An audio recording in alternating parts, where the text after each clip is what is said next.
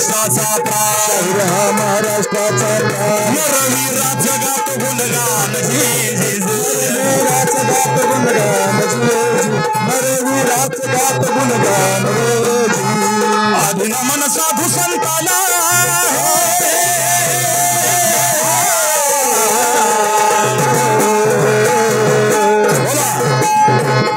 एकनाथ मोरेंचे 100 रुपये जानगर गाकडे 100 रुपये आणि एकनाथ साळुंके यांच्याकडून 100 रुपये सिंधुबाई सायकर यांच्याकडून 51 रुपये आलेले धन्यवाद मी मगाशी सांगता राहिलो या महाराष्ट्राच्या लोककला आहेत आपल्या अंगात पकवाज वाजला की असं भरमल्यासारखं होतं ज्यांना पकवाज वाजवायला कळतो भजनी मंडळातल्या लोकांना हलगी वाजली की असं मनाने अंग डोलायला लागतं ढोलकी वाजली की ज्याच्या त्याचा बाज वेगळा आहे पण या महाराष्ट्राच्या लोककला आहेत त्या जपल्या पाहिजेत वाढल्या पाहिजेत नंतर पुढं पोरांना काय सांगणार मोबाईल बघत बस हा येत वडील जे जे करीती त्या नाम धर्म ठेवीती आता तुम्ही जे करताय ते पाठीमागे येऊन पोरं करणार आहेत चालत चालत एक उदाहरण देतो तुम्हाला बाप असतो रोज देवाची पूजा करायचा पोरगा बघायचा बाप रोज देवाची पूजा करतोय पण मधीची एक मांजर यायचं आणि ते मांजर रोज वात खाऊन जायचं बापाचं डोकं हलायचं दिव्याची लावलेली वात ते मांजर खातंय राग यायचा मग बापाने काय केलं पूजेला बसायच्या आधी ते मांजर धरायचं आणि खुटीला बांधायचं पोरगा बघायचं बाप आधी पूजेला बसायच्या आधी मांजर धरतोय आणि खुटीला बांधतोय बाप 4 दिवस गावाला जायचा असतो बापाने सांगितलं बाळ्या मी गावाला जायचोय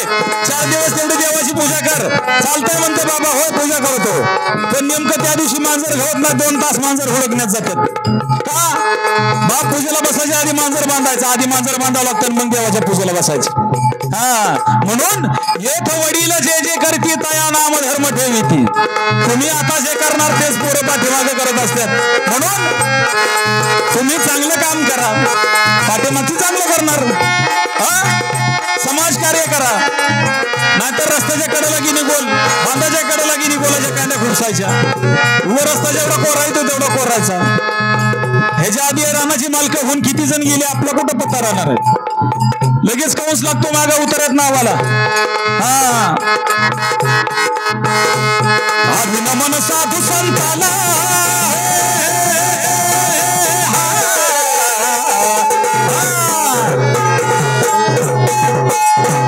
अभिनमन साधू संताला ज्ञानेश्वराला एकनाथाला तुकाराम गाडगे बाबांच्या गुरु चरणाला जिरहाजी गुरु जिरहाजी गुरु चरणाला जिरहाजी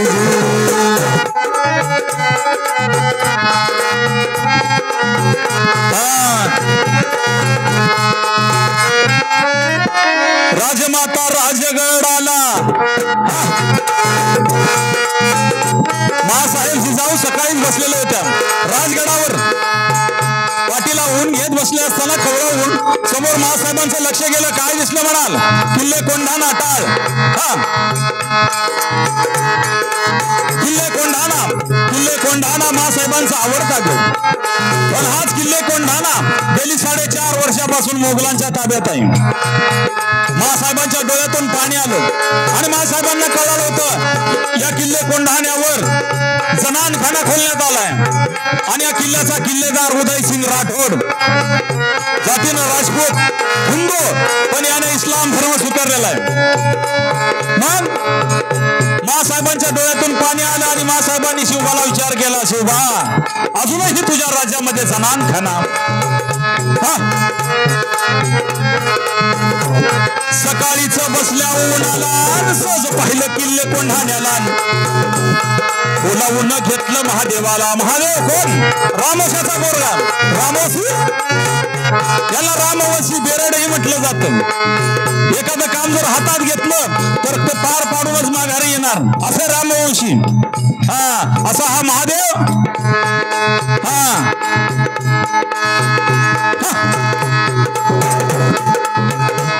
बोलावून घेतलं महादेवाला तू जावर रायगडाला मातेनं निरोप काय दिला तू जावर रायगडाला जर बसला असेल भोजनाला हात धुण्या यावे राजगडला यावे राजगडला जिरहाज रावे राजगडला जिरहाजी रावे राजगडला जिरहाजी महादेव रायगडाला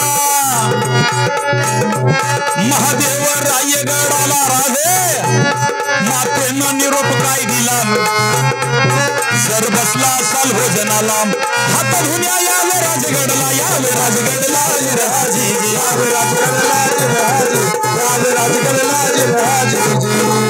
राजे तार दिवशी उठले गेले मासाहेब दुखी कोणी दुखवलं मासाहेबांना कुठल्या सेवकाने मानभंग केला कुठल्या सोन्याने अपमान केला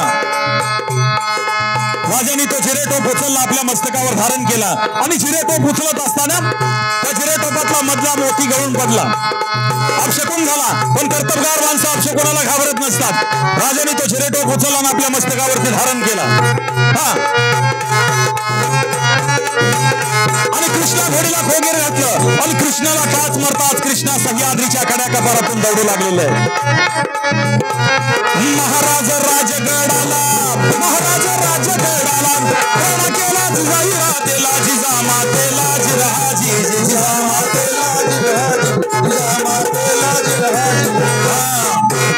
सांगावा रायगडाला तो रीत सांगा कामाला बोटाने किल्ला रावीला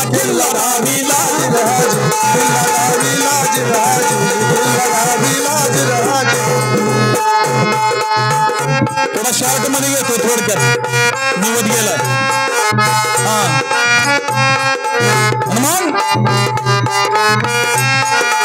महासाहेबांनी किल्ले कोंढाणा दाखवला किल्ले कोंढाणा बोटाने दाखवताच उंबरट्याहून मावळा आलेला मुद्रा केला शिवाजी राजाला शिवाजी राजाला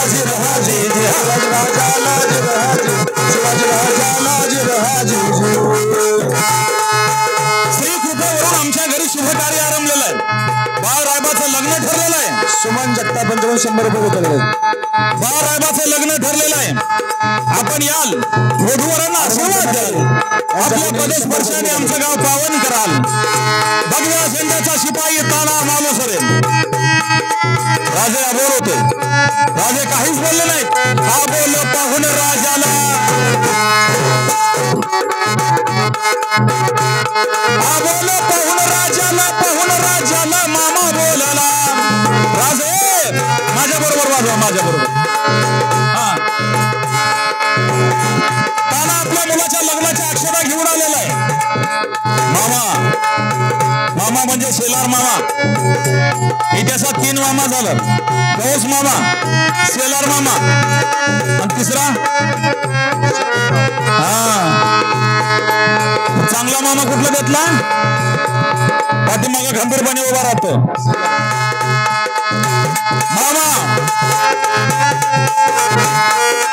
अष्टमीच्या दिवशी किल्ले कोंढाण्यावर अक्षरा टाकण्याचं वचन आम्ही महासाहेबांना दिलेलं आहे तानाच्या घरी शुभ कार्य हे आम्हाला आता समजलं तानाने ते शुभ कार्य आठवावं परत गडावर यावं आम्ही जातीनं लढायला जाऊ मुळीच नाही राजांनी जातीनं लढायला जावं आणि आम्ही लग्नात वरभात म्हणून मिळवावं शोभा जात नाही आम्हाला तानाजी वीर गरजला राजे त्या सेवकाला अष्टमीच्या रात्री गडावर जातो गड ताब्यात घेतो आणि नवमीला पुन्हा हा सेवक आपल्या मुजऱ्यासाठी हजर राहील असं म्हणताच काय झालेलं आहे जिजाबाई बोलल्या समयाला शिवा बर झालं ताना रे आला नेतृत्व द्यावं तानाला राजाने आपल्या कमरेचा सेला काढला आणि तानाजीला अर्पण केला महासाहेबांची इच्छा होती आणि तानाजीचाही आग्रह होता जिजाबाई बोलल्या समयाला बर झालं ताना रे आला तानाजी महासाहेबांचा आणि राजांचा निरोप घेऊन परत आपल्या किल्ल्यात गावाकडे आलेला आहे उमरड गाव आहे तानाजीची पत्नी आपले मावळे गडावर गेलेले आमंत्रणासाठी परत कसे आले नाहीत म्हणून त्यांची वाट बघत होती पत्नीला कळलं इतक्यात मावळे आलेत पण ते लग्नासाठी थांबणार नाहीत परत माघारी जाणार आहेत लढाईसाठी ती धावत घराच्या बाहेर आल्याने आपल्या पत्नीला म्हणत आहेत अहो मी ऐकलं ते खरं आहे काय ऐकलं तुम्ही टाळाचा आवाज कमी करा तुम्ही म्हणे लग्नाला थांबणार नाहीत लढाईला जाणार आहात होय काय तुम्हाला अक्कल आहे काय म्हणालीस आपल्या नवऱ्याचा करारी आवाज ऐकून पुन्हा सबर केलं नाही भाई हो 4च दिवसावर लग्न आलंय व मंगल कार्य आलंय. आपल्या एकुलत्या एका मोराचं लग्न आहे. एवढं लग्न आटपा आणि पुन्हा तुमचं ते राजकारण करत राहा.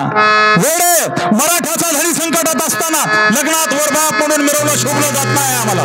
कपडे माझी आणि असं म्हणतात तानाजीच्या पत्नीने कपडे आणली. तानाजीने पोशाख चढवला आणि आपल्या लढाईत जाणाऱ्या त्या पतीला पत्नी तानाजीची रणांगणात जाणाऱ्या त्या पतीला ओवळण्यासाठी आलेले. ओवळत असताना ताटातली निरंजनी कोसळली गेली. कुंकवाचा करंडा कोसळला गेला. अपशकून झाला. तुम्ही जाऊ नका हो. अपशकून झाला असं म्हणतात. तानाजीनं काय केलेलं आहे? आपल्या पत्नीचं कपाळाचं कुंकू पुसलं. परत आल्यानंतर लावा येसाजी तानाजी सूर्याजी हर हर महादेव. तानाजीनं आपल्या पत्नीच्या कपाळाचं कुंकू पुसलं आणि पत्नीला सांगितलं परत आल्यानंतर लावा. आणि घोड्यावर झालेले दोघ जण भावा सूर्याजी आणि तानाजी आणि बरोबर सेलार मामा. हा तानाजी वीर तो चालला. तानाजी वीर चालला सूर्याजी बंधू संगतीला सेलार मामा होता जोडीला. कोंढाणा किल्ला घेण्याला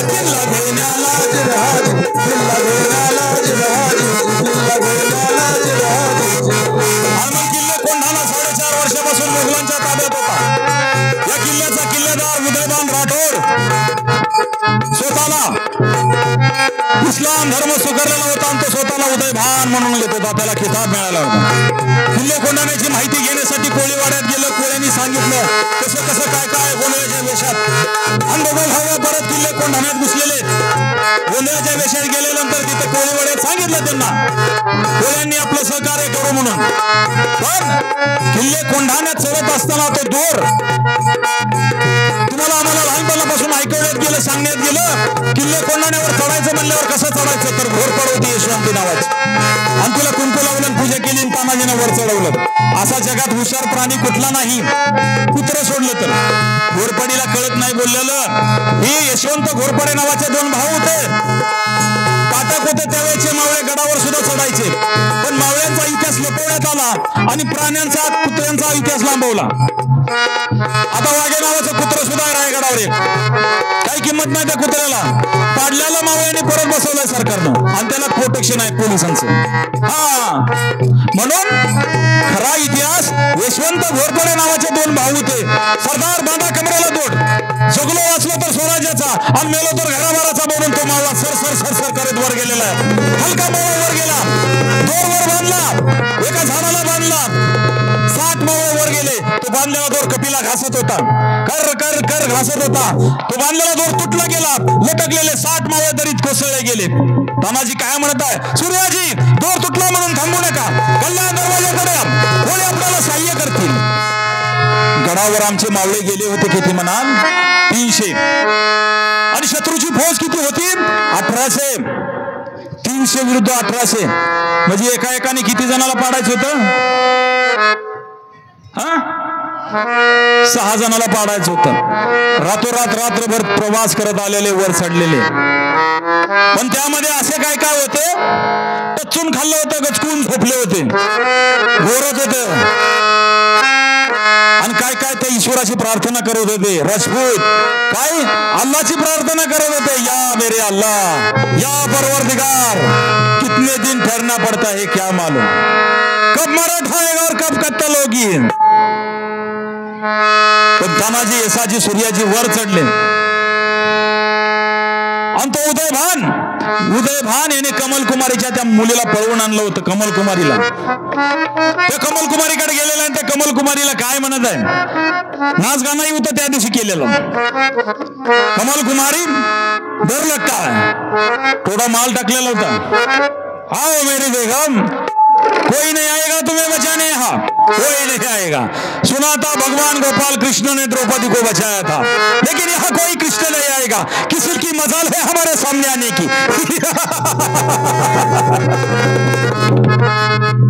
इतक्यात अचानक तानाजीची उडी पडती. तुझा बाप इथं हजर आहे. कोण? तानाजी. हो तानाजी ये मर्दा ये. तुझा पराक्रम ऐकून होतो. दिल्लीला जाऊ मुजरा कर. तू या किल्ल्याचा किल्लेदार. मी तुझा सेवक. आणि असं म्हणताच तानाजीनं त्याला स्वीकारलं आणि शिवाजी राजाला नाकारलं. 5 दिवशी थुकला. अहे वड्या वगळीच्या औलादे तुकडा टाकल्यावर कुत्रा जसं गोंडा होतो तसं आम्ही नाही. राजा शिवबाचा सेवक आहे, भगव्या झेंड्याचा शिपाई आहे. या कमल कुमारीला शिलभ्रष्ट होण्यापासून वाचवण्यासाठी आलेला आहे. असल हिंमत तर लाव मनगटाला मनगट. आणि असं म्हणताच काय झालेलं आहे, डाव्या उजव्या करती मार राला,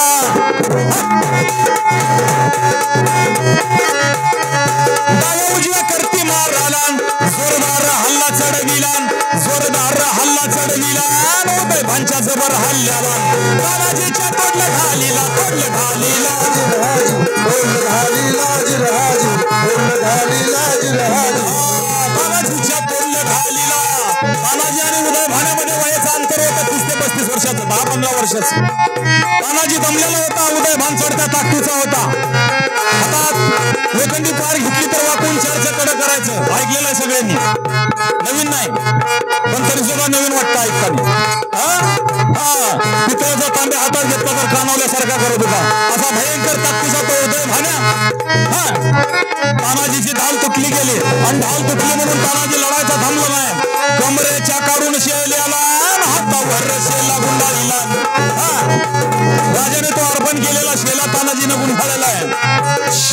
शेल्यावर घेतो वाराला, शेल्यावर घेतो वाराला, वर्मी वार उदय भानाला, वर्मी वार उदय भानाला.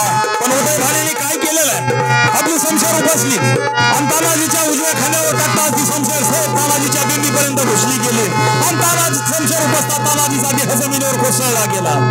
तानाजी पडला गेला, मावळे पळायला लागले आणि पळणाऱ्या मावळ्याला सूर्याजी म्हणताय, पळता कुठे रे हिजड्यानो, तुमचा बाप इथं मेला म्हणून पळता.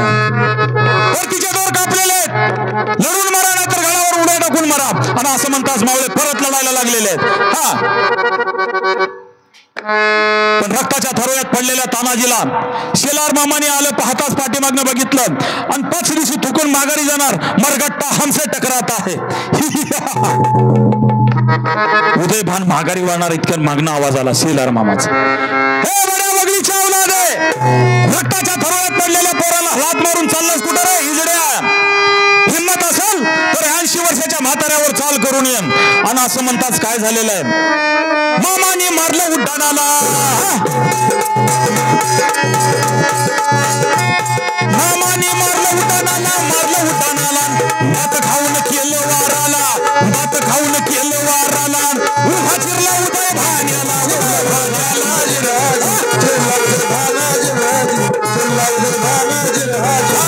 छातीवर मामा बसलेला, छातीवर मामा बसलेला, बापांना फोडलं दरडीला, फोडलं दरडीला,